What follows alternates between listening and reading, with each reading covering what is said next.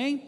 E hoje nós estamos finalizando a série de palavras do nosso tema do ano, o testemunho de Cristo, aquele texto incrível de Mateus 24:14, esse evangelho do reino será pregado em todo o mundo, como testemunha a todas as nações, então virá o fim.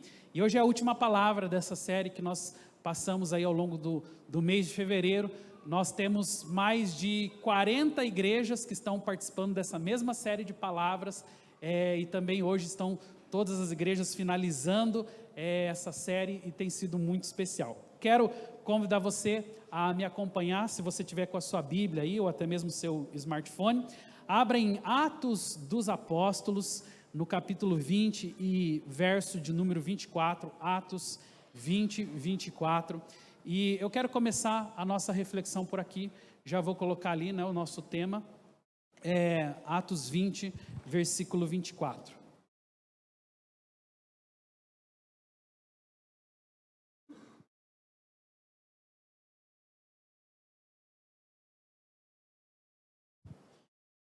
A palavra nos diz que em nada considero a minha vida preciosa para mim mesmo, contanto que eu complete a minha carreira e o ministério que eu recebi do Senhor Jesus para testemunhar o evangelho da graça de Deus. Atos 20, 24. Para Paulo, o mais importante era cumprir a missão, o trabalho que o Senhor Jesus o mandou fazer. Eu acho impressionante quando homens de Deus como o apóstolo Paulo, eles são capazes de se identificar não parcialmente, mas completamente com o evangelho de Jesus, com as palavras do Senhor. Nós temos que sempre lembrar que para muitas pessoas talvez as palavras de Jesus dizem respeito apenas a paz, amor, alegria, e tudo isso faz parte de um mesmo pacote, mas nós não podemos negar que a palavra de Deus também fala muito sobre sacrifício. A palavra de Deus fala muito sobre abrir mão dos nossos desejos, abrir mão das nossas vontades pessoais. E quando eu olho um versículo como esse, eu fico imaginando o quanto que esse homem, aqui estou me referindo a Paulo, o apóstolo, ele precisou abrir mão dos seus próprios desejos, da sua própria vida, para viver a vontade do Senhor. E a palavra chega a dizer, ali através das escrituras, que nada ele considera precioso para ele mesmo, contanto que complete a carreira e o ministério. A carreira e o ministério estavam acima da sua vontade pessoal. Aquilo que ele recebeu de Jesus, como ele muito bem descreve ali, era muito maior. E o que era esse elemento maior em sua vida que fazia com que as suas necessidades pessoais ficassem em segundo plano? Ele diz ali, testemunhar o evangelho da graça de Deus. Olha que impressionante isso, meus irmãos, no mundo que nós vivemos hoje, que é um mundo altamente egoísta, né? As pessoas hoje, elas calculam a sua vida somente para si mesmas. Dificilmente as pessoas da nossa geração hoje, elas pensam sobre sacrifício, elas pensam sobre abrir mão. Nós estamos sempre trabalhando pelo contrário, nós queremos sempre o lugar mais confortável, o lugar mais protegido, o lugar onde eu sou menos vulnerável. Mas Paulo não. Aqui vemos o modelo de alguém que realmente deixou em segundo plano as suas necessidades pessoais, a sua própria vida para fazer a vontade do Senhor, para que o Senhor pudesse ali, através da sua vida, se manifestar e ser, através da boca dele, um testemunho para esta nação, para a geração que ele viveu. E eu creio que essa é uma boa forma de iniciar essa manhã, pensando sobre, talvez, qual é a nossa capacidade hoje de abrir mão daquilo que nós gostamos, daquilo que nós desejamos, para que o nome do Senhor seja glorificado através da nossa vida. Será que nós conseguimos compartilhar do mesmo sentimento que Paulo, da mesma intensidade que Paulo, de sacrificar a nós mesmos, as nossas próprias vontades, para que o Senhor seja visto em nossas vidas? Continuando, na semana passada, a pastora Esther falou um pouco sobre isso, sobre essa missão que os discípulos receberam, a missão de implantar o evangelho do reino de Deus em todas as nações. O texto que ela usou, Atos 1:8, e receberão o poder quando o Espírito Santo descer sobre vocês. Vocês serão minhas testemunhas em Jerusalém, na Judéia, em Samaria e até os confins da terra. Aqueles 120 discípulos obedeceram a Jesus, indo para o quarto superior de uma casa em Jerusalém para orar e esperar o cumprimento da promessa. Então, exatamente no dia de Pentecostes, eles foram cheios do Espírito Santo, passaram a falar em novas línguas, o Espírito Santo foi derramado, o Evangelho foi pregado e quase 3.000 pessoas se converteram. Finalmente, a promessa feita a Abraão há mais de 2.000 anos começou a se cumprir e a igreja estava nascendo. Isso não foi tão simples como nessa leitura e nem tão rápido, muito pelo contrário, foi muito intenso, foi fruto de muita oração. A igreja viveu um tempo terrível de intensa perseguição, e você lembra disso, mas tudo isso nos revela o quanto que o Senhor muitas vezes espera dos seus discípulos, daqueles que estão realmente ali dispostos a fazer a vontade do Pai, porque muitos de nós limitamos o nosso relacionamento com o Senhor apenas nos privando aquilo que é importante para nós, apenas fazendo escolhas e optando por aquilo que nós gostamos, por aquilo que nós desejamos, e o reino de Deus, ele é um lugar propício para isso. Afinal de contas, nós somos tão abençoados, há tanto do Senhor para ser derramado sobre a nossa vida, mas será que não tem a nossa parte? Será que a nós cabe somente receber e buscar aquilo que nós tanto precisamos, ou também tem o nosso lado, a nossa participação na história? Quando nós verdadeiramente, então, abrimos o nosso coração para o Senhor e declaramos a nossa dependência dEle, isso faz com que nós, então, obedeçamos a sua vontade. E qual é a vontade do Senhor? Nesse caso, a igreja primitiva estava sendo desafiada: vão, ministrem, falem do meu nome. E quando o Espírito Santo veio sobre eles, eles tinham um elemento muito maior do que os seus próprios argumentos. Antes era só a sua capacidade racional de convencimento, mas agora é muito superior a isso. Agora é o convencimento que vem do Espírito Santo, e por causa do convencimento do Espírito Santo, a Bíblia diz que eles receberam poder, e veio sobre eles esse poder para ser testemunhas, em Jerusalém, na Judéia, em Samaria, até os confins da terra. E isso é maravilhoso, saber que não é você, saber que não sou eu, não é pela minha capacidade de persuasão, não é pela minha capacidade de comunicação, não é pelo tempo que eu tenho de igreja, não, é simplesmente pela sensibilidade que eu tenho ou não de ouvir a voz do Espírito Santo, de ser dirigido, de ser guiado pelo Espírito Santo, porque quando faço as coisas na força do meu braço, quando tudo aquilo que eu realizo em minha vida tem a ver com a minha capacidade, logo eu não estou dependendo do Espírito Santo. Mas o poder veio sobre aqueles homens para falar do amor de Cristo, tanto em Jerusalém, Samaria, Judéia e os confins da terra, porque eles receberam esse poder através do Espírito Santo. E esse mesmo poder você pode receber, eu também posso. Essa é uma capacitação que ultrapassa a tua habilidade pessoal.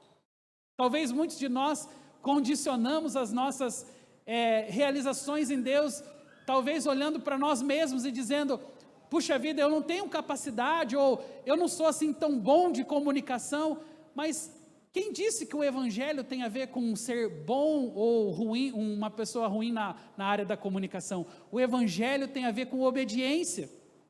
E esses homens talvez não fossem as pessoas melhores no sentido da comunicação, mas eles eram obedientes. E a obediência deles os levou para mais perto do Pai. A sensibilidade deles os fez receber o Espírito Santo, que logo declarou sobre eles poder e autoridade para pregar a palavra, para pregar o Evangelho. Vocês estão entendendo? O Senhor os desafia, a sua igreja nesse tempo, nessa estação, para que nós possamos avançar sensíveis à voz do Espírito Santo. Quero passar ao próximo ponto. Quando Estevão então foi apedrejado, começou uma grande perseguição por parte dos judeus contra a igreja. Está registrado lá em Atos 7, Atos 8 também. A Bíblia diz em Atos 8:1 que naquela ocasião desencadeou-se grande perseguição contra a igreja de Jerusalém. Todos, exceto os apóstolos, foram presos pelas regiões da Judéia, de Samaria. Agora, se você continuar lendo, você verá que Deus usou Filipe, um dos diáconos, para que muitos samaritanos se convertessem. Logo em seguida, o mesmo Filipe pregou para o eunuco etíope. Aqui o que a palavra está dizendo é que, quando a igreja então começou a se desenvolver, logo uma perseguição veio. E essa primeira perseguição é registrada aqui em Atos 1, quando desencadeou-se grande perseguição na igreja. A Bíblia registra momentos duros que a igreja viveu, só que tudo isso foi proposital. Quando olhamos aqueles sacrifícios todos, quando olhamos toda a hostilidade com que os imperadores utilizaram para perseguir e matar até mesmo muitos cristãos, nós pensamos, meu Deus, por que tudo isso? Mas foi através dessa perseguição que o evangelho começou a se espalhar. Foi através dessa perseguição que muitos cristãos tiveram que sair de Jerusalém, tiveram que ir para outros lugares, para outras regiões, e lá então o evangelho começou a ser testemunhado. Muitas vezes nós olhamos para as perseguições que nós vivemos, nós olhamos para as lutas da nossa vida, e muitas vezes até nem entendemos o propósito de muitas delas. Mas acredite, o Senhor muitas vezes usa as lutas das nossas vidas para estabelecer a vontade e o propósito dele na nossa história. Até mesmo as suas lutas, seja ela na área da enfermidade, seja ela na área dos relacionamentos, seja ela na área das finanças, enfim, em qualquer área da sua vida, como o pastor Fabiano ministrou na semana passada, as nossas lutas são a matéria-prima que Deus usa para fazer os milagres, para que então Ele possa operar o poder dEle em nossas vidas. E muitas vezes nós estamos lá no deserto, nós estamos no meio das nossas lutas pensando, por que comigo, Senhor? Por que está acontecendo isso nessa área da minha vida? Será que eu fiz algo de errado? E você começa a olhar para trás. Mas muitas vezes essa luta é só o meio que Deus está utilizando para que você possa avançar e ir ainda mais longe. Nós temos muitos testemunhos aqui nessa casa mesmo, de pessoas que foram extremamente massacradas em áreas da sua vida. Eu vou dar alguns exemplos. Nós temos aqui nessa casa pessoas que passaram por lutas na área financeira, mas hoje ajudam os mais jovens a ter uma vida financeira saudável. Porque Deus usou a sua luta para que ele pudesse aprender algumas lições e agora ele pode ensinar outras pessoas. Mas nós temos aqui também testemunhos, e eu já ouvi alguns desses, de pessoas que chegaram aqui com seus relacionamentos quebrados, casamentos literalmente desfeitos, mas essa foi também a matéria-prima que Deus usou para restabelecer a ordem em casa. E hoje não somente são pessoas que estão aqui servindo o Senhor, buscando o Senhor, mas são pessoas que hoje também ajudam a aconselhar casais mais jovens, porque às vezes o nosso deserto, a nossa luta é a matéria-prima perfeita para aquilo que Deus quer realizar em nossa vida. Mas nós estamos reclamando, nós estamos murmurando, nós estamos pensando, por que comigo, por que agora, por que nesse momento da minha vida? E Deus está querendo talvez te mostrar algo. Deus está querendo talvez trazer uma revelação, uma clareza sobre os propósitos dEle na sua vida.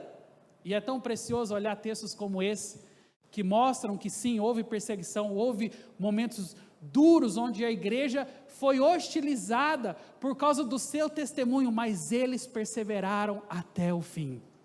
E a gente vai ver os resultados de toda essa perseverança. Em Atos 10, nós encontramos Pedro na casa do centurião Cornélio, o evangelho chegando aos gentios. Em Atos 11, de 19 a 20, nós lemos: os que tinham sido despertos por causa da perseguição desencadeada com a morte de Estevão, chegaram até a Fenícia, atual Líbano, Chipre, Antioquia, anunciando a mensagem apenas aos judeus. Alguns deles, todavia, cipriotas e sirineus, foram a Antioquia e começaram a falar também aos gregos, contando-lhe as boas novas a respeito do Senhor Jesus. A mão do Senhor estava com eles e muitos creram e se converteram ao Senhor. Daí em diante nós encontramos Paulo e Barnabé entrando em cena. Eles foram enviados pela igreja de Antioquia e assim eles começaram viagens missionárias, levando o evangelho a muitas outras nações. Olha que coisa incrível, meus irmãos. Sabe, a dispersão, a perseguição fez com que muitos outros pudessem ouvir a mensagem do Evangelho, e agora não eram mais somente os judeus, a Bíblia fala também os gregos começaram a ouvir a respeito de Jesus. E aqui nós temos mais um exemplo de que nem toda perseguição, nem toda luta é para nossa ruína, é para nossa destruição. Pelo contrário, nós precisamos ter uma sensibilidade para entender, para discernir as lutas que nós estamos vivendo, as batalhas que você está muitas vezes travando. Porque algumas dessas batalhas, elas serão o melhor instrumento que Deus tem para gerar edificação, para gerar reconstrução em nossas vidas. Aqui nós vemos uma igreja avançando por causa das lutas. Aqui nós vemos um povo crescendo por causa das lutas. Aqui nós vemos povos e nações, novas culturas nascendo, se desenvolvendo e recebendo o Evangelho por causa das lutas que a igreja estava tendo em Jerusalém. Nós vemos o avançar dessa tão incrível igreja que foi a igreja de Antioquia, uma igreja que foi um instrumento de Deus para transformação e mudança de muitas vidas. Ali, literalmente, o fogo do Senhor tocou o coração de muita gente, e Antioquia foi um instrumento para espalhar pessoas e cristãos por muitos lugares dessa terra. É maravilhoso entender que o grande poder de Deus, ele se revela no meio das nossas lutas. É maravilhoso perceber que a graça de Deus flui nos nossos momentos mais difíceis, de deserto, de tristeza, de decepção, mas quando os nossos ouvidos estão sensíveis ao Espírito Santo, nós podemos saber, isso aqui vai se tornar uma matéria-prima para o milagre em minha vida. Seja na área financeira, seja nos relacionamentos, seja na vida emocional, enfim, em qualquer área das nossas vidas, nós podemos reconhecer, as lutas nos levam para mais perto do Senhor, as lutas forjam em nós um novo homem, uma nova mulher, uma nova criatura, a fim de cumprir os propósitos dele nessa terra. Não tem nada mais importante do que reconhecer a voz do Senhor em nossa vida, do que ser sensível a essa voz, mas normalmente, nós ouvimos essa voz quando estamos passando pelas lutas.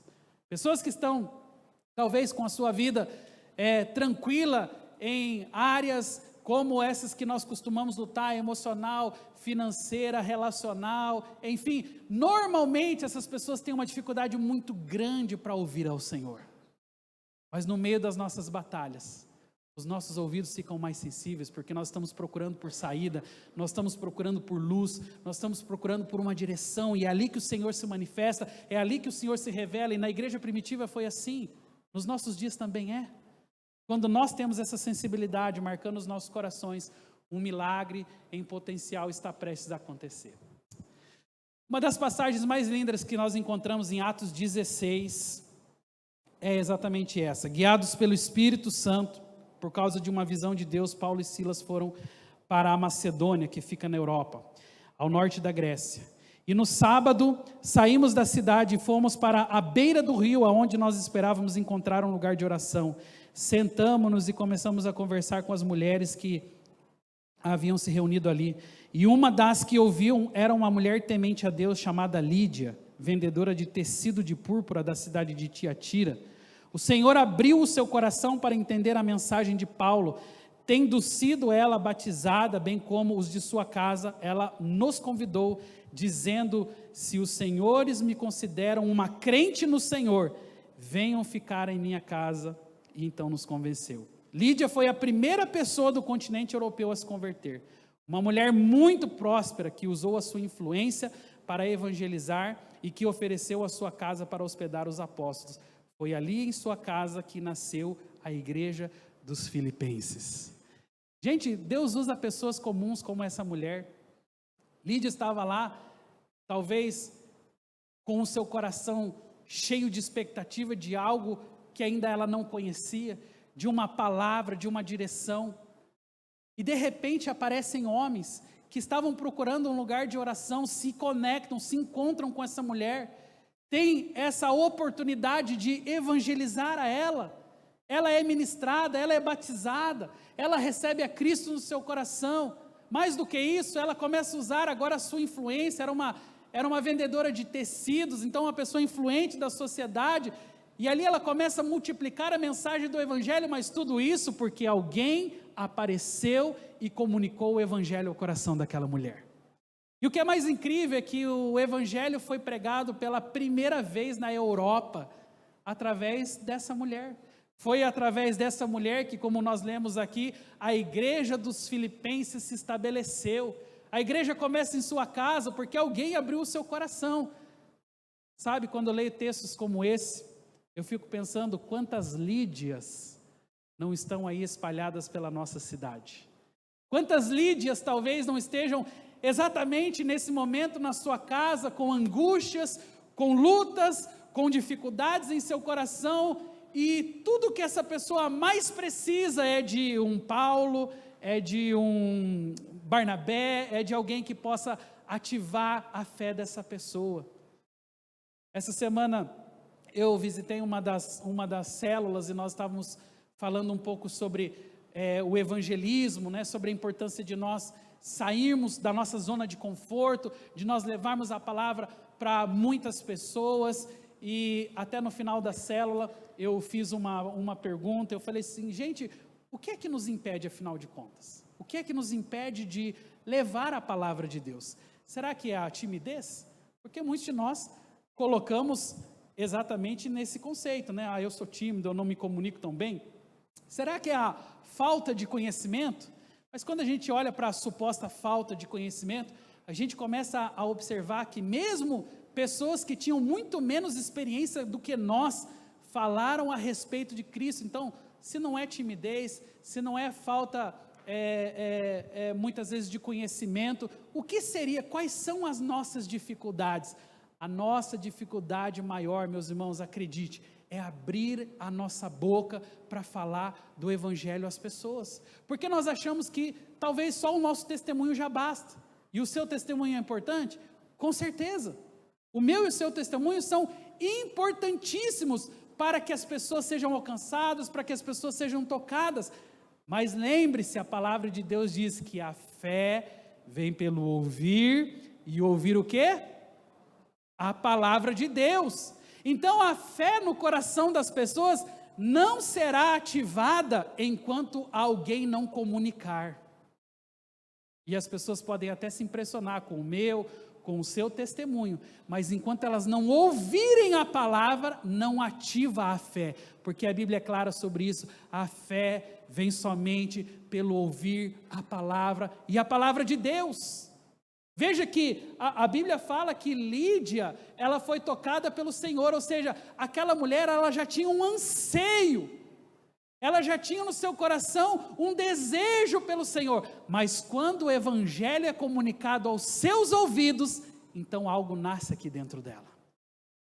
E esse é o desafio para nós nesses dias, sermos intencionais, comunicarmos o Evangelho de forma que as pessoas possam ser tocadas, ser impactadas, de forma que o Senhor possa proporcionar essa transformação. Eu gosto daquele momento do texto onde a Bíblia diz assim, e o Senhor abriu o seu coração para atender a mensagem de Paulo. Nós colocamos a semente, nós semeamos a palavra, mas quem abre o coração é o Senhor. Quem gera essa necessidade, quem faz com que a pessoa, a despeito, por exemplo, do filho pródigo, caia em si, é o Senhor. Mas isso não vai acontecer se a palavra não for semeada, se o Evangelho não for pregado, se nós não anunciarmos o reino de Deus para as pessoas, isso não acontecerá. É preciso abrir a nossa boca. Olhe para o seu vizinho e fala, você tem que abrir a sua boca. Já aproveita e acorda ele aí, se ele estiver dormindo. Mas nós temos que abrir a nossa boca, gente. A fé vem pelo ouvir e ouvir a palavra de Deus. E Lídia foi tocada, porque alguém abriu a sua boca. Eu quero desafiar você a orar pelas Lídias e pelos Lídios desta cidade. Homens e mulheres que estão sedentos por uma vida transformada, mas que ainda não sabem o caminho. Mas você sabe. nós conhecemos, nós sabemos a direção, nós sabemos para onde Deus nos chamou, aquilo que Deus quer fazer através das nossas vidas, no testemunho dessas pessoas. Paulo fez muitas outras viagens missionárias. Na Ásia Menor, a atual Turquia, ele estabeleceu igrejas em cidades como Éfeso, Pérgamo, Laodiceia e outras. Paulo também pregou em cidades gregas como Atenas, Corinto, Tessalônica. Mais tarde o evangelho também chegou a Roma, a capital do império, por muitos cristãos que haviam sido dispersos. A tradição cristã afirma que o apóstolo Marcos levou o evangelho para o Egito e o apóstolo Tomé para a Índia. Veja como que depois da perseguição o evangelho começou a se espalhar por toda a terra. Deus começou a usar essas pessoas que viajavam com a palavra do Senhor, com o testemunho de transformação, de vida renovada, agora para pregar o evangelho a povos e nações, para todas as culturas, como vimos ali no texto de Lucas capítulo 10, quando a palavra do Senhor começou também a ser pregada para os gentios, para as pessoas que teoricamente não eram as pessoas escolhidas. Sim, a palavra do Senhor agora através de Jesus Cristo é para todos os povos, é para todas as nações. Todas as pessoas são alvo do amor de Deus. Qualquer pessoa com quem você se encontrar essa semana, acredite, essa pessoa é um alvo do amor de Deus. Esperando homens, mulheres, pessoas capacitadas como Paulo, como Barnabé, pessoas disponíveis ao Senhor para declarar a palavra de Deus aos seus corações. E o evangelho tem um incrível potencial de expansão quando nós obedecemos à voz de Deus. Durante muito tempo o Império Romano não impediu a expansão do evangelho, mas quando os imperadores começaram a se afirmar que eram deuses, os cristãos em todo o império recusaram-se a adorá-los. Então a ira de Roma veio com toda a força contra a igreja. A história conta que muitos foram devorados por leões, queimados como tochas humanas. A tradição cristã afirma que Pedro foi crucificado de cabeça para baixo, Paulo foi decapitado em Roma e João, o último dos apóstolos de Jesus, foi exilado na ilha de Patmos. E foi para ele que Deus mostrou no livro de Apocalipse o triunfo final e as promessas feitas por Abraão. Então nós vemos que a igreja ela passou por momentos muito difíceis. A perseguição até hoje deixou marcas na história da igreja, mas não parou a igreja, não parou o evangelho, não parou a mensagem do Senhor, mas nós temos que reconhecer, e talvez até, eu diria muito mais do que apenas reconhecer, nós temos que nos constranger com todo esse sacrifício que os nossos irmãos viveram lá no passado, para que nós pudéssemos ter hoje a liberdade de pregar o evangelho. Eu fico pensando sobre isso hoje, pela graça de Deus, eu tenho o privilégio de ter aqui a minha família comigo, a minha esposa, os meus filhos. Nós estamos aqui semanalmente celebrando o Senhor, semanalmente estamos em comunhão com os irmãos dessa casa, recebendo tantas direções de Deus, mas tudo isso é proveniente de um preço muito alto que foi pago lá no passado, de pessoas que não somente pregaram, mas deram a sua vida para que o evangelho, para que o nome do Senhor fosse glorificado.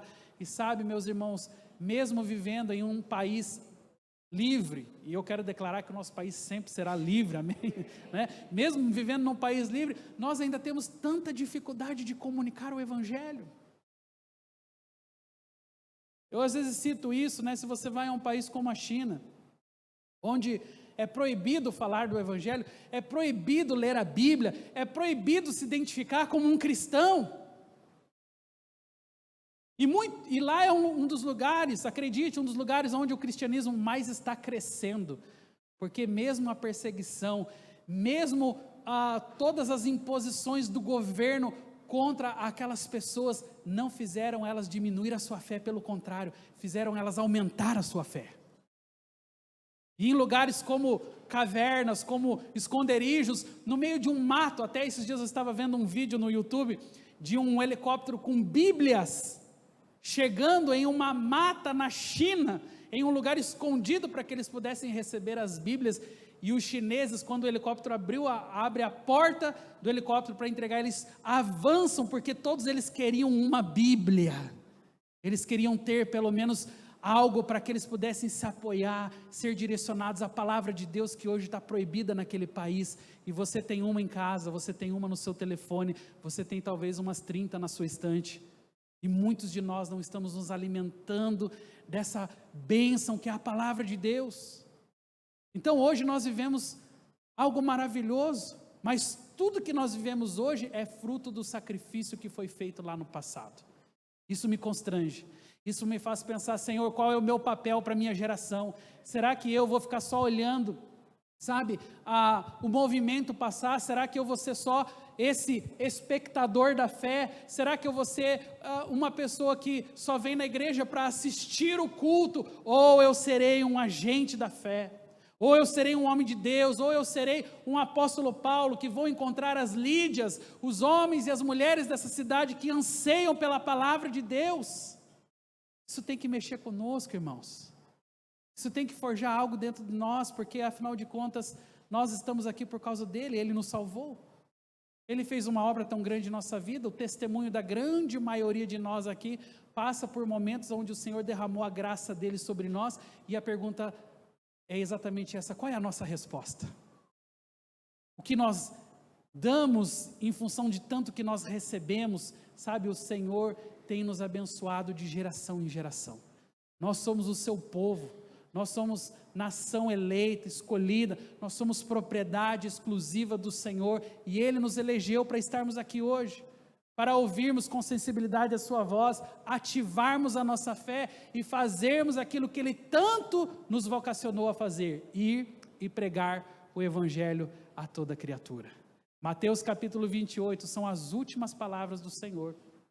Quando você pensa em últimas palavras, talvez você pense sobre o que é mais importante. A pergunta é: se eu ou você estivéssemos partindo hoje, talvez acometidos de uma enfermidade, mas tivéssemos a oportunidade de dizer às pessoas que nós amamos as nossas últimas palavras, quais seriam as suas últimas palavras? Jesus, nas suas últimas palavras, antes de ser assunto aos céus, a Bíblia diz que ele convoca, ele reúne os discípulos, e ele dá uma ordem para eles. Ele não dá uma sugestão, como a pastora Esther falou na semana passada, ele não pergunta se a agenda deles estava livre aquela semana, não, ele dá uma ordem, é imperativa. Ali ele diz: ei, agora que vocês foram tão abençoados, agora que vocês têm um testemunho para zelar, agora que eu já fiz uma obra tão grande na vida de vocês, então vão e façam discípulos. Se foram as últimas palavras, certamente são palavras muito importantes. E assim o Senhor vocacionou a sua igreja, e a sua igreja somos nós. Eu quero finalizar aqui uma breve reflexão sobre tudo isso que nós acabamos de ver aqui na palavra. E eu quero falar sobre a semente que é a palavra de Deus, essa semente que nós plantamos. Aqui assemelharemos o reino de Deus. Jesus responde que o reino de Deus assemelha-se a uma semente de mostarda. Preste atenção nisso. O reino de Deus começa sempre de forma despretensiosa. Você já viu uma semente de mostarda? Se você não viu ainda, talvez valha a pena. Daqui a pouco eu vou passar um vídeo aqui que vai finalizar essa palavra, e ali você vai ver essa semente, mas ela é realmente um grãozinho minúsculo, quase imperceptível aos olhos humanos. E de fato Jesus assemelhou o reino de Deus com uma semente de mostarda. E você pensa: puxa, por que Jesus assemelhou o seu reino com algo tão minúsculo como uma sementinha? Sabe, porque o Senhor sabia do potencial daquela semente. E ali no verso 32, nós vemos exatamente essa declaração sobre a semente de mostarda, o qual é, na verdade, a menor de todas as sementes. Quando se fala de reino de Deus, e eu fico imaginando a expectativa dos discípulos, quando Jesus fosse ali fazer uma comparação do reino de Deus com aquilo que ele queria implantar aqui sobre a terra, talvez eles estivessem pensando sobre algo grandioso, sobre algo estrondoso, sobre algo que chamasse demais a atenção, e Jesus usa logo o exemplo de uma sementinha de mostarda. Mas sabe por quê? O Senhor, ele queria nos mostrar o grande potencial que existe naquilo que é pequeno. O cristianismo, ele começa de uma forma minúscula.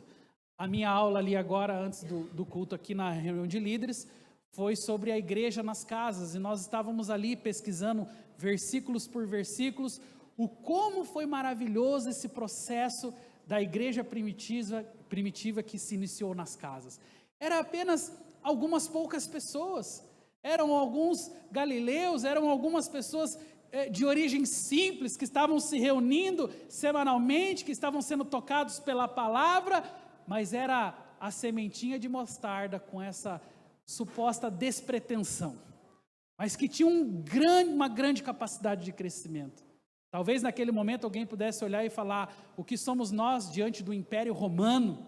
O que somos nós diante de tantos impérios que existem na terra? Nós somos só um grãozinho de areia. De fato, eles eram somente um grãozinho de areia, de fato, eles eram somente uma sementinha de mostarda.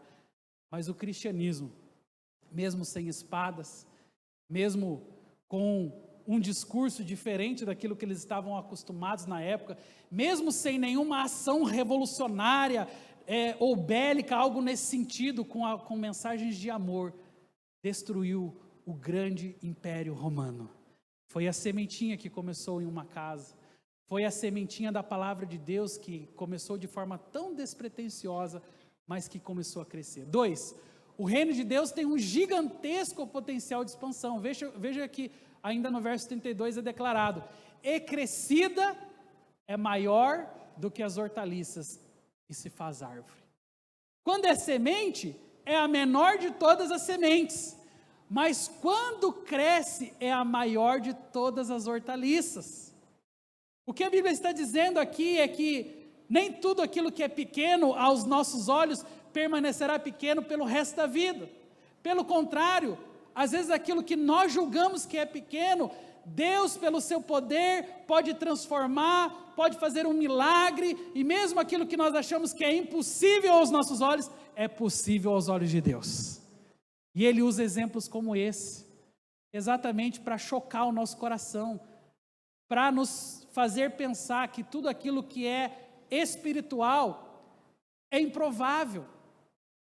Sabe, a fé e as coisas concernentes ao reino de Deus são exatamente improváveis. Como é que uma pequenina semente de mostarda pode se tornar a maior de todas as hortaliças?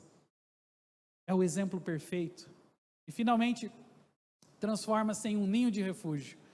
Ainda no verso 32 diz: deita grandes ramos e as aves se aninham à sua sombra. Olha isso, gente. Deita grandes ramos e as aves se aninham à sua sombra. Aquela sementinha de mostarda se tornou a maior de todas as hortaliças, estendeu os seus ramos e agora se torna uma casa para os pássaros e a sombra para quem quiser desfrutar dela. Isso é o reino de Deus. O reino de Deus começa de uma forma despretensiosa. Você pode não calcular e nem imaginar o que Deus pode fazer através da sua vida, mas quando nós dispomos o nosso coração, quando nós declaramos, assim como Isaías declarou: Senhor, apesar de mim, eis-me aqui, Deus pode fazer uma grande obra através da sua vida. Deus pode transformar a tua realidade, que às vezes hoje seja uma realidade desafiadora em vários sentidos, de lutas, de tristezas, de amarguras. Deus pode curar, Deus pode restaurar, Deus pode transformar e trazer de novo aquele vigor que antes existia e hoje não existe mais. Mas tudo isso só acontece quando nós verdadeiramente entendemos os seus propósitos para a nossa vida. Veja que a hortaliça cresce, mas ela não cresce só para ser bonita, ela não cresce só para produzir frutos, ela cresce para aninhar, ou seja, ela cresce para sustentar outros, ela cresce para dar sombra para outros, ela não cresce só para ser bonita, ela não cresce só para ter evidência, ela cresce para que outras pessoas também possam se segurar nela. E essa é a dinâmica do reino de Deus. Nós precisamos crescer, não para mostrar o quanto nós somos bons, o quanto nós conseguimos, o quanto nós superamos as lutas, as adversidades da vida, mas para que outras pessoas possam nos ter também como suporte. para que outras pessoas possam se aninhar também no nosso testemunho, na nossa vida, possam também desfrutar da sombra. O que é a sombra, gente? A sombra nada mais é do que as palavras que são liberadas. Como é bom quando você recebe um conselho de uma pessoa sábia, sim ou não? Às vezes passando por aquela luta, aquele momento onde você não sabe para onde ir, a vida coloca diante de você uma série de encruzilhadas e você não sabe o que fazer, mas Deus coloca uma pessoa e um bom conselho é maravilhoso.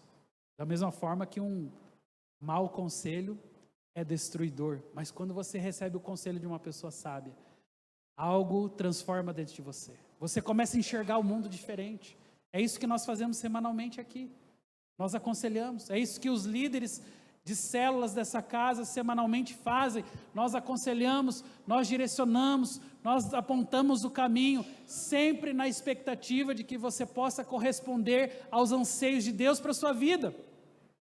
Mas tudo isso só é possível quando você está sensível à voz do Espírito Santo. E assim como dissermos, até mesmo a menor de todas as sementes tem a capacidade de se tornar uma grande hortaliça. Até o momento difícil que você está vivendo hoje, pode se tornar uma grande bênção, não somente na sua vida, mas na vida de muitas outras pessoas. Você crê assim? Bem, aplauda o Senhor então, glória ao nome dEle. Amém. Eu vou passar um videozinho rápido para concluir essa mensagem. Tá no jeito aí? Se puder passar para mim. Em Lucas 17:5, os apóstolos... Em Lucas 17:5, os apóstolos disseram: desejam a mesma coisa, a nossa fé em massa. Desde então, os cristãos desejam a mesma coisa, fé em massa. Se tiverdes qual é a resposta de Jesus? Um grão de mostarda. Se tiverdes fé como um grão de mostarda, arranca-te e transplanta-te. Direis a esta amoreira, arranca-te e transplanta-te. Aquilo deve ter deixado os apóstolos confusos. E ela vos obedecerá. Eles queriam uma fé grande, mas ele falava da menor coisa que eles conheciam. Eles queriam uma fé grande, mas ele falava da menor coisa que eles conheciam. Talvez você nunca tenha visto um grão de mostarda. Talvez precise de óculos para enxergar. As pessoas a quem Jesus falava conheciam muito bem as sementes. Era uma sociedade agricultora. Jesus falava em sua linguagem agrícola. Hoje somos uma sociedade high-tech e nossas expressões são científicas. Com certeza, Jesus hoje usaria nossa linguagem comum. Há 2000 anos, Jesus falou sobre o grão de mostarda. Uma pequena coisa com poderoso potencial. Quem sabe hoje, Jesus falaria sobre um microchip ou um fusível para ilustrar seu ensino. Se tiverdes fé, como um fusível elétrico, poderás transplantar uma árvore do solo para o mar. Assim como o grão de mostarda, o valor de um fusível não está na largura ou no comprimento. A chave é a condutividade. A fé transfere o poder de Deus para onde for necessário. Eu vou fazer uma ilustração. Grandes cabos de alta tensão estendem-se por todo o país, carregando talvez 110 mil volts em um único cabo. Dia e noite, as enormes turbinas de força alimentam a ampla rede elétrica. Então, em nossas casas, um pequeno ponto de energia é geralmente a diferença entre luz, calor e energia, e o sentar em um quarto frio e escuro. O elo vital é o fusível. Um fusível é feito de metal, assim como um fio de prata, o qual oferece baixa resistência à corrente. Baixa resistência significa alta condutividade. Interpretando isso no espiritual, quanto menor a nossa resistência à palavra de Deus, maior o grau de poder. Quanto maior a resistência e desobediência à palavra de Deus, menor o poder operacional de Deus. Um fusível com alta resistência ou não carregaria poder algum, ou explodiria em pouco tempo. Se dissermos que cremos na palavra de Deus, mas a desobedecemos, negamos a nossa fé. Explode o fusível. O poder de Deus é pequeno quando a palavra de Deus significa pouco para nós. Seja o que for verdadeiro, uma coisa está absolutamente além de contradições. É o fato de que o cristianismo é uma religião poderosa ou não é nada. Para sermos crentes, temos que saber no que nós cremos e em quem cremos. A lição fundamental é que temos que dar à palavra de Deus o seu valor nominal. A fé sem conhecermos a vontade de Deus é impossível. A palavra é a vontade eterna de Deus. Questionar as Escrituras é questionar o único manual que temos e também questionar a Deus. E então, como podemos ver, nossa fé na palavra de Deus é diretamente proporcional ao poder de Deus que flui através de nós. Não podemos gerar poder por meio do que fazemos, na música, na adoração ou no ambiente. E é até mesmo impossível que os cristãos se reúnam em seu nome sem que Cristo esteja presente em poder. Se fosse o nosso labor que produzisse o poder de Deus, seríamos os geradores de poder. Mas Cristo nos deu poder. Não fomos chamados para irmos por todo o mundo com nossas pequenas estações de energia para que as pessoas vejam como somos maravilhosos. Podemos demonstrar nosso próprio carisma e acendermos faísca por 1 hora. Porém, rapidamente nosso gerador ficará sem energia e logo ele vai falhar. Nós não somos geradores, mas sim condutores. Jesus Cristo é a plenitude que tudo enche em todas as coisas. Somos os canais e não a fonte. Deus não precisa de nenhum dos nossos geradores elétricos. Ele tem os seus, 2 deles, aqui mesmo na terra: a cruz e a tumba vazia. O poder fluindo destas fontes dia e noite, sem corte de energia ou colapsos. A voltagem é infalível e confiável. Não há flutuação do fluxo do Pai das Luzes, em quem não há sombra de variação. Aqui está todo o nosso equipamento. As energias espirituais da cruz e da ressurreição, os cabos de alta tensão da palavra de Deus, o fusível da nossa fé, o elo vital. A grandeza de Deus, a grandeza da obra de Cristo, a grandeza da palavra de Deus estão todas ali. Porém, sem uma fé tão pequena quanto um fio fusível, nada desta grandeza é proveitoso. O circuito é interrompido e o canal fica inoperante. Se o fusível da fé falhar, a dinâmica de Deus é neutralizada e será rejeitada por aqueles a quem nós pregamos.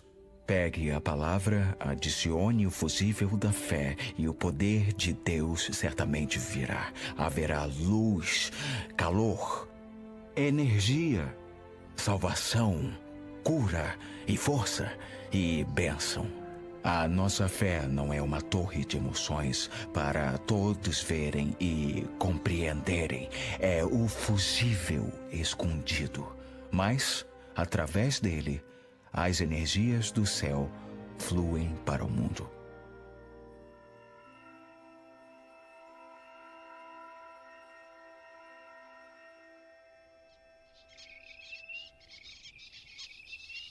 Qualquer um pode crer em Deus quando ele já está operando.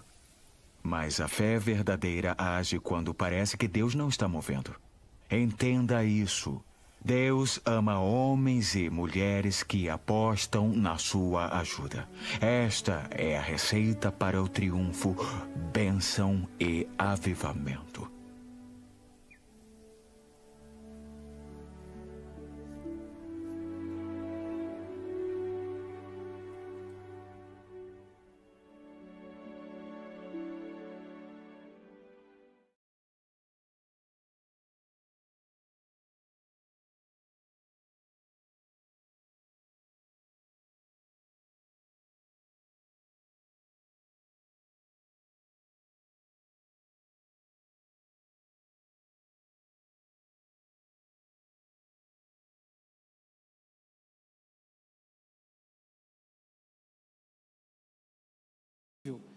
Eu quero te convidar a ficar em pé, você pode ficar em pé agora, nós estamos finalizando, mas é tão ilustrativo, né, aquilo que ele usou, e acredito que cabe muito bem para nós, né, principalmente esse momento que ele fala sobre baixa resistência é igual a alta condutividade. Eu achei isso muito especial porque isso fala do nosso relacionamento com Deus. Quando nós temos alta resistência à sua palavra, quando nós temos alta resistência aos princípios, ali a ilustração foi perfeita, explode, não dá certo, é impossível que nós consigamos, né, pela nossa própria capacidade, gerar aquilo que a Bíblia nos chama para gerar. Tudo isso só vem do Senhor. Nós não podemos produzir nada, nós somos apenas, como ele usou na ilustração, fios condutores. O meu e o seu propósito de vida é sermos o fio condutor daquilo que nós estamos recebendo. Só que muitas vezes nós queremos ser os geradores, nós que queremos gerar algo na vida das pessoas. Explicando de uma outra forma, muitas vezes nós queremos convencer pelas nossas próprias palavras, pelos nossos próprios argumentos, como que as pessoas devem se comportar, como que a vida deve ser, qual filosofia que as pessoas devem adotar, e isso está exatamente contra os princípios da palavra, porque nós não somos geradores, não somos nós que ditamos a vida, aquilo que pode acontecer conosco, mas nós somos os receptores, nós recebemos do Senhor a informação, nós recebemos do Senhor a palavra, e é através da palavra que nós nos guiamos. E esse vídeo ilustra muito bem isso. Alta resistência, pouca condutividade.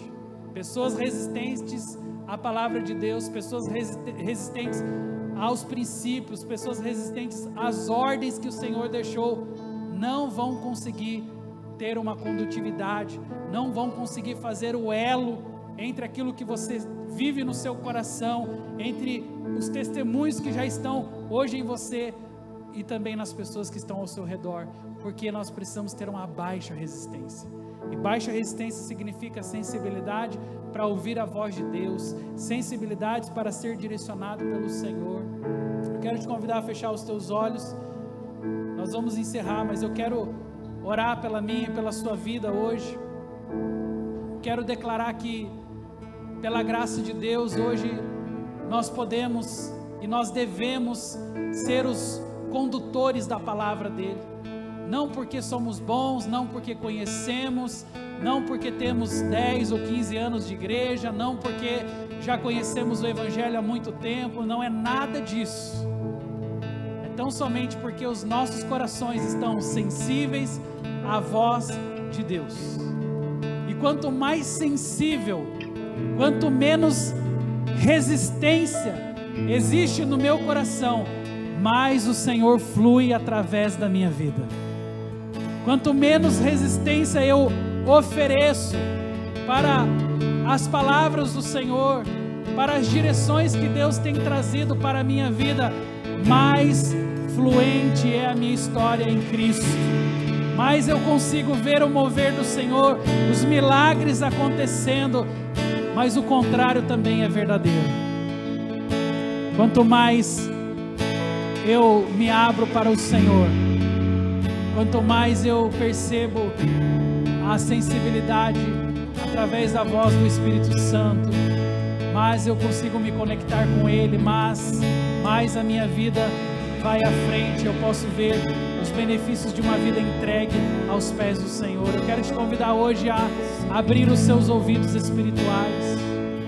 Eu quero te convidar hoje a talvez sondar o seu coração, olhar para dentro de si e detectar aquilo que hoje oferece resistência ao que Deus está falando ao seu coração.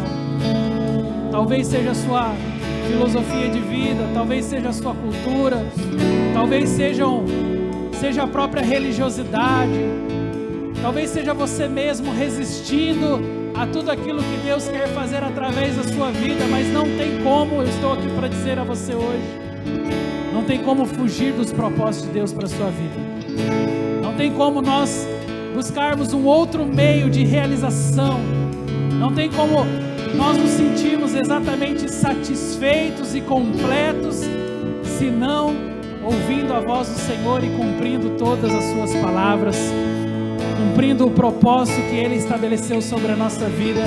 Em nenhum outro lugar nós ficaremos confortáveis, em nenhum outro lugar nós seremos completamente satisfeitos, mas quando nós estamos no lugar da obediência, quando nós estamos no lugar da sensibilidade, nós conseguimos ver o fluir do Senhor. E eu quero te convidar essa manhã, abra o seu coração para o Senhor. Talvez Ele queira hoje adentrar em alguma área de sua vida, talvez hoje Ele queira transformar alguma área de sua vida, e isso só não está acontecendo por causa da resistência que você mesmo impôs, por causa dos limites que você mesmo impôs, por causa talvez das suas frustrações, das suas decepções, das suas lutas. Mas eu estou aqui hoje para te dizer que até mesmo as suas decepções, até mesmo as suas lutas podem oferecer para você um caminho de milagre, um caminho de bênção, um caminho de reconstrução. Até mesmo aquilo que machucou o seu coração, seja por esses dias, seja no passado distante, o Senhor tem poder para curar, o Senhor tem poder para restaurar, e mais do que isso, Ele tem poder para usar isso e transformar definitivamente a sua história. Abra o seu coração para Ele hoje. Não ofereça resistência, não ofereça resistência ao Senhor. Ele quer falar com você.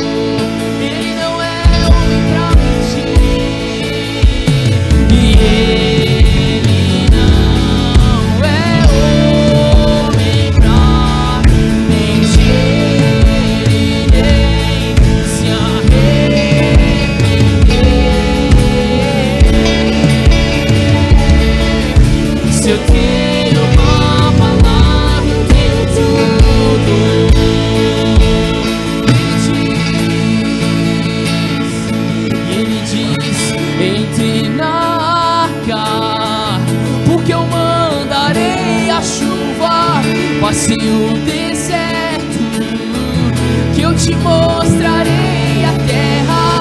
Deixe sua tenda, a sua parentela. E Ele diz: eu te darei as nações, eu te darei as nações. Entre na cá, porque eu mandarei a chuva. Passe o deserto, eu te mostrarei a terra.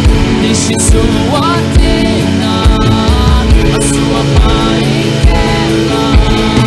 Eu te darei as nações, eu te darei. E não é, e Ele não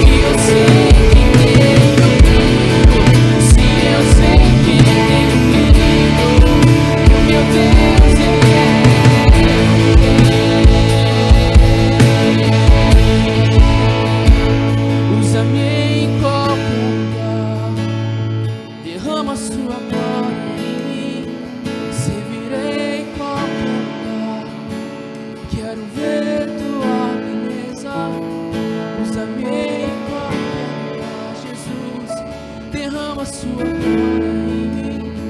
Servirei com a quero ver tua beleza.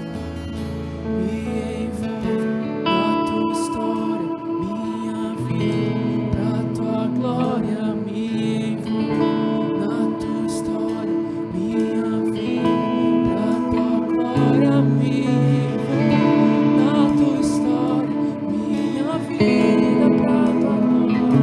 Me envolva na tua história.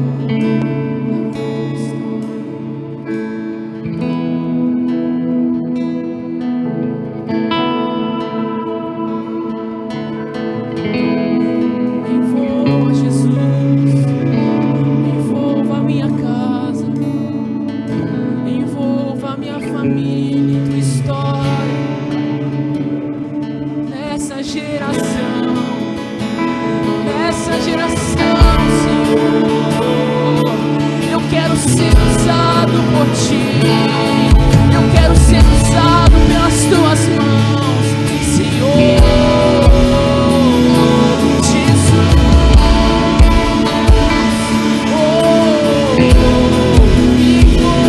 Me envolva na tua história, minha vida, pra tua glória. Me envolva na tua história, minha vida, pra tua glória. Me envolva na tua história, minha vida, pra tua glória. Me envolva na tua história, usa-me em qualquer lugar, derrama sua glória em mim. Eu servirei em qualquer lugar, quero ver tua beleza. Usa-me em qualquer lugar, derrama sua glória em mim, Senhor. Eu servirei em qualquer lugar, quero ver tua beleza. Quero que você continue com os seus olhos fechados. Quero desafiar você a perguntar ao seu coração diante daquilo que nós vimos. Homens e mulheres lá no passado pagaram um preço tão alto para que hoje pudéssemos ser livres, para que hoje pudéssemos adorar a Deus, para que hoje pudéssemos expressar a nossa gratidão ao Senhor e viver em família, viver de forma tão abençoada. Nós temos uma prosperidade tão grande em nosso meio hoje, que é fruto de um preço que foi pago lá no passado. Eu quero desafiar você agora a se lembrar desses homens que foram mártires pela fé, esses homens que foram comidos por leões, que foram usados como tochas humanas para que o ego de um imperador fosse satisfeito lá no passado. Mas tudo isso porque eles não negaram a sua fé. Tudo isso porque eles verdadeiramente reconheceram que Jesus, que o Evangelho, que a palavra de Deus tinha um valor inegociável dentro dos seus corações. Mas na nossa atual geração, nós vivemos em uma era de conformidade tão grande. Nós vivemos um afrouxamento de princípios, de valores. Nós vivemos muitas vezes o contrário daquilo que os nossos irmãos lá no passado viveram, o preço que eles pagaram, a ousadia que existia no coração deles. Eles não temiam nem mesmo a morte, enquanto muitos de nós tememos a timidez, tememos a vergonha, tememos talvez passar um momento de constrangimento na frente das pessoas. E eu quero trazer essa reflexão para o meu e para o seu coração essa manhã, com o intuito de nos despertarmos. Eu quero dizer algo para você essa manhã. Continue com seus olhos fechados. Há uma porção tão especial de Deus em sua vida. Você tem dons, talentos. Deus te deu muitas capacidades. Deus te deu pessoas para estarem ao seu redor. Eu quero perguntar a você: o que você tem feito com tanto que Deus tem te dado? O que você tem feito com os dons? O que você tem feito com os talentos? O que você tem feito com a fé? O que você tem feito com o conhecimento? O que você tem feito com o tanto que Deus já acrescentou? Com o testemunho de mudança de vida que Ele tem? Quantas pessoas têm sido impactadas por Deus pelo seu testemunho? Eu quero essa manhã provocar o meu e o seu coração a sair da zona de conforto, algo maior do que apenas frequentar cultos, algo maior do que apenas frequentar células, algo maior do que apenas ir em uma igreja. Há uma vida em Cristo, há uma vida transformada, há uma vida que flui quando nós somos o fusível condutor da fé através do Senhor. Quando Deus te usa, quando nós diminuímos a resistência, Ele opera grandes milagres através da nossa vida. Eu quero te dizer essa manhã: diminua a resistência ao Senhor, elimine a resistência, seja um canal fluido para que Deus possa te usar, para que Deus possa se manifestar através da sua vida. Afinal de contas, Ele já fez tanto na sua história, e há tanto de Deus em você que pode ser repartido contra as pessoas. Apenas ouça sensivelmente a voz do Espírito Santo e se permita ser usado por Ele nesta geração, em nome de Jesus. Eu quero te convidar a colocar uma de suas mãos sobre o seu coração, e eu sinto de fazer uma oração, e se você puder, repita ela comigo. Diga comigo assim: Senhor Jesus.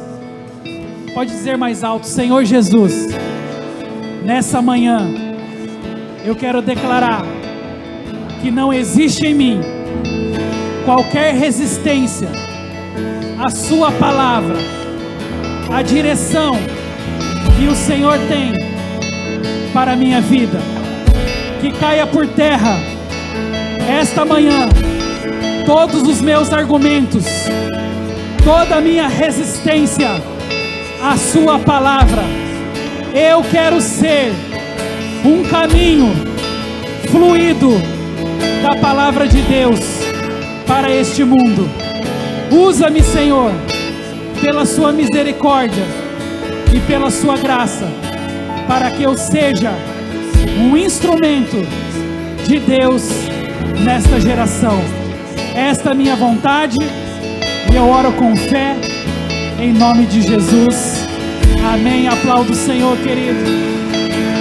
A Ti, Senhor, damos a honra. A Ti, Senhor, damos a glória. Exaltamos o Teu nome e dizemos: eis-nos aqui, Senhor. Somos a Sua igreja.